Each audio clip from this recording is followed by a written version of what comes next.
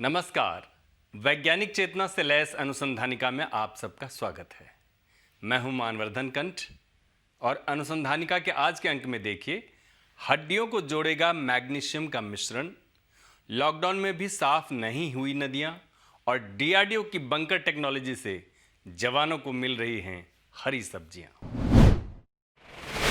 हादसों में चोट लगने के कारण हड्डियों का टूटना आम बात हो गई है, लेकिन इन्हें जुड़ने में महीनों लग जाते हैं। कई बार फ्रैक्चर यदि बड़ा हो तो फिर हड्डियों का जुड़ना मुश्किल भी हो जाता है।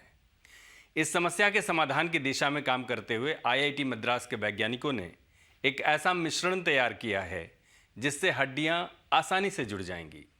आइए देखते हैं ये रिपोर्ट।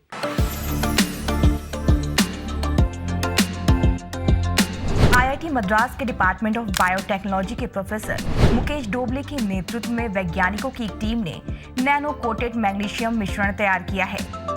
ये मिश्रण हड्डियों को आसानी से जोड़ देता है।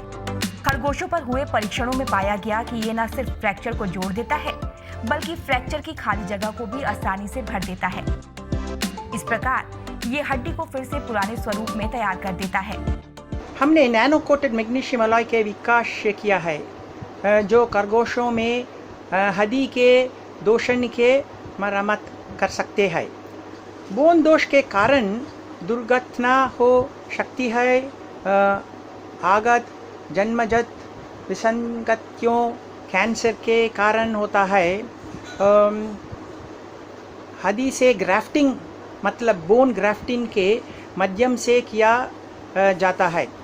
बोन ग्राफ्टिंग में सिंथेटिक बायोमटेरियल्स का उपयोग करके किया जा रहा है। वैज्ञानिक अब इसका परीक्षण थोड़े बड़े जानवरों जैसे बकरी एवं भेड़ पर करने की तैयारी में जुटे हैं। प्रोफेसर डोबले ने बताया कि मैग्नीशियम शरीर में सर्वाधिक पाया जाने वाला चौथा मेटल है। इसमें हड्डियों को ठीक करने की क्षमता है जो पहले से ज्ञात है, लेकिन इसका इस्तेमाल इस कार्य में नहीं हो रहा था। इसी वजह से ये जल्दी नष्ट होने लगता है। लेकिन जो नैनो कोटेड मिश्रण तैयार किया गया है, उसने इस समस्या को खत्म कर दिया है। उन्होंने कहा कि मौजूदा समय में फ्रैक्चर को जोड़ने के लिए कैल्शियम फास्फेट, टाइटेनियम आदि सिंथेटिक बायोमटेरियल इस्तेमाल होते हैं। उन्होंने कहा कि नैनो कोटेड मैग्नीशियम मिश्रण 5 सेंटीमीटर से बड़े फ्रैक्चर को ठीक करने के लिए सबसे उपयुक्त पाया गया है। मौजूदा बायोमटेरियल इसमें कारगर नहीं होते हैं। वैज्ञानिकों ने इस तकनीक का पेटेंट फाइल कर दिया है। शोध में शामिल अन्य वैज्ञानिकों में आईआईटी मद्रास के शोधकर्ता Govind Raj Perumal, Christian medical college Vellore के doctor Bhupalan Ramaswamy, Shri Chitra Tirunal institute of medical sciences and technology Thiruvananthapuram के doctor A Mayanand Kumar, institute of science and technology Chennai के doctor Sivaraman Satyabhama, bio science research foundation Chennai के डॉक्टर आर सेल्वराज शामिल हैं। कोरोना की रोकथाम के लिए देश भर में मार्च के अंत में लॉकडाउन लगाया गया था, जिससे हवा की गुणवत्ता में काफी सुधार देखा गया। क्योंकि कल कारखाने नहीं चले, वाहन भी बहुत कम चले, इसलिए हवा साफ हुई। उम्मीद थी कि इसका असर नदियों की स्वच्छता पर भी पड़ेगा, लेकिन केंद्रीय प्रदूषण नियंत्रण बोर्ड यानी सीपीसीबी की शोध रिपोर्ट बताती है कि नदियों पर लॉकडाउन का कोई असर नहीं हुआ, बल्कि यह देखा गया कि गंगा समेत 5 नदियों के पानी की गुणवत्ता इस दौरान और भी बिगड़ गई। आइए देखते हैं रिपोर्ट। केंद्रीय प्रदूषण नियंत्रण बोर्ड यानी सीपीसीबी ने देश की 19 प्रमुख नदियों पर अध्ययन किया है। इस अध्ययन में मार्च में लॉकडाउन से पहले और अप्रैल में लॉकडाउन के दौरान इन 19 नदियों से अलग अलग स्थानों से पानी के क्रमशः 351 एवं 331 नमूने एकत्र किए गए। इनकी 4 पैरामीटरों पर जांच की गई, जिसमें बायोकेमिकल ऑक्सीजन डिमांड यानी बीओडी, डिसॉल्व ऑक्सीजन यानी डीओ, फीकल कोलिफॉर्म यानी एफसी तथा पानी के पीएच यानी एसिडिक स्तर की जांच की गई। इन 4 पैरामीटरों की जांच के बाद सीपीसीबी तय करता है कि पानी आरंभिक पैरामीटरों के अनुरूप है या नहीं। यदि वो तय पैरामीटरों के भीतर है तो इसे नहाने के योग्य माना जाता है। इस देशव्यापी अध्ययन की report assessment of impact of lockdown on water quality of major rivers को हाल ही में जारी किया गया है। उम्मीद के विपरीत रिपोर्ट बताती है कि लॉकडाउन के दौरान पानी की गुणवत्ता में कोई सुधार नहीं हुआ।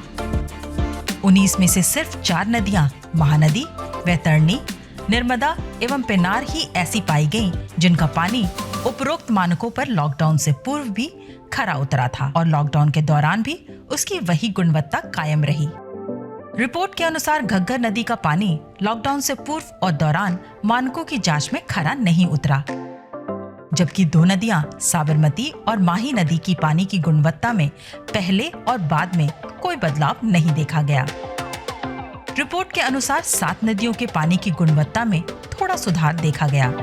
ये नदियां हैं ब्रह्मणी, ब्रह्मपुत्र, कावेरी, गोदावरी, कृष्णा, तापी तथा यमुना। लेकिन 5 नदियों के जल स्तर की गुणवत्ता इस दौरान पहले से भी खराब हो गई। इनमें प्रमुख हैं गंगा, ब्यास, चंबल, सतलुज तथा स्वर्णरेखा। उपरोक्त 4 पैरामीटरों की जांच में कई स्थानों पर इन नदियों के पानी की गुणवत्ता में गिरावट देखी गई। इनमें गंगा एक ऐसी नदी है जिसकी स्वच्छता को लेकर काफी कार्य किया जा रहा है, लेकिन लॉकडाउन से उसका पानी ठीक होने की बजाय खराब हो गया। रिपोर्ट के अनुसार लॉकडाउन से पूर्व गंगा के पानी की 65 स्थानों पर 4 पैरामीटरों पर जांच की गई। इनमें से 42 स्थानों पर पानी को प्राथमिक जल गुणवत्ता मानकों के अनुरूप पाया गया, यानी लॉकडाउन से पहले करीब 64.6% स्थानों पर पानी ठीक था। लेकिन लॉकडाउन के दौरान 54 स्थानों पर पानी की गुणवत्ता की जांच हुई, जिनमें से 25 स्थानों यानी 46.3% स्थानों पर ही पानी उपयुक्त पाया गया। रिपोर्ट में इसके 3 संभावित कारण गिनाए गए हैं। नदियों में बिना शोधन या आंशिक शोधन के ही सीवेज डाला जा रहा है। दूसरा, नदियों के जल में प्रदूषक तत्व पहले से ही उच्चतम स्तर तक घुल चुके थे। तीसरा, पीछे से ताजा पानी नहीं छोड़ा जा रहा था। लद्दाख से लेकर सियाचिन तक कई ऊंचे स्थानों पर सेना के जवानों की तैनाती रहती है। जहां जवान तैनात रहते हैं, आमतौर पर वह स्थान आबादी से दूर ऊंची पहाड़ियों, बर्फ की चोटियों के बीच होता है। वहां किसी प्रकार की वनस्पति को नहीं उगाया जा सकता है। वनस्पतियां नजर तक नहीं आती हैं। हालांकि जवानों को जरूरत की हर सामग्री पैक्ड भेजी जाती है, लेकिन जरा कल्पना कीजिए कि ऐसे दुर्गम स्थानों पर भी तैनात जवानों को ताजी उगाई हुई हरी सब्जियां खाने को मिल जाए तो कैसा रहेगा। आइए देखते हैं रिपोर्ट।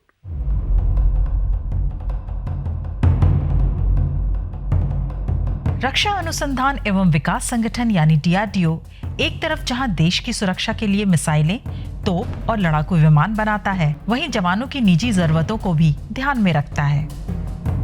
लेह स्थित DRDO की प्रयोगशाला defence institute of high altitude research जवानों की ठंड से जुड़ी हर दिक्कतों एवं जरूरतों पर शोध कर रही है। इसी लैब ने बंकर टेक्नोलॉजी विकसित की है, जिसमें जवान अपने बंकर में ही अपनी जरूरत के लिए सब्जी उगा सकते हैं। प्रयोगशाला ने पेंगोंग लेक, सियाचिन के बेस कैंप के इलाकों समेत कई स्थानों में जवानों के बंकर में सब्जियां उगाने की तकनीक विकसित की है। ये स्थान 18 से 20,000 फीट की ऊंचाई पर स्थित हैं।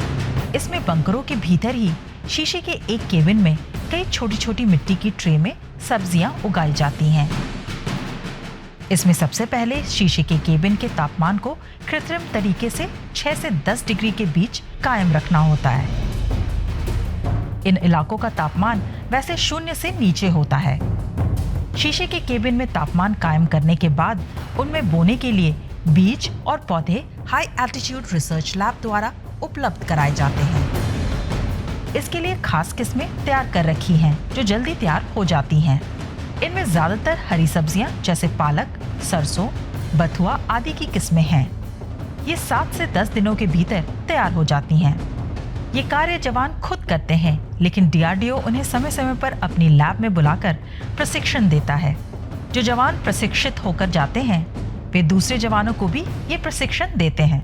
सब्जियां उगाने के लिए आवश्यक सामग्री भी प्रयोगशाला द्वारा उपलब्ध कराई जाती है। पिछले 4-5 सालों के दौरान DRDO की लैब सैकड़ों जवानों को ये प्रशिक्षण दे चुकी है। इससे विषम परिस्थितियों में भी ड्यूटी दे रहे जवान ताजी हरी सब्जियों का आनंद ले रहे हैं। अनुसंधानिका के आज के कार्यक्रम में बस इतना ही। आप सबसे अनुमति लेने से पहले एक विनम्र अनुरोध। विज्ञान, प्रौद्योगिकी, आविष्कार और नवाचार जगत के विश्वसनीय कार्यक्रमों को देखने के लिए अपने मोबाइल पर इंडिया साइंस ऐप अवश्य डाउनलोड करें। एक बात और, देश का अपना विज्ञान चैनल इंडिया साइंस अब फेसबुक, ट्विटर, यूट्यूब, लिंक्डइन और इंस्टाग्राम पर भी उपलब्ध है। हमारे कार्यक्रमों के बारे में आप अपने फीडबैक एवं सुझाव हमें ईमेल कर सकते हैं। हमारा ईमेल पता है feedback@indiascience.in। अगले सप्ताह हम फिर हाजिर होंगे अनुसंधानिका के रोचक अंक के साथ। तब तक आप अपना ख्याल रखिए और हमें दीजिए इजाज़त। नमस्कार।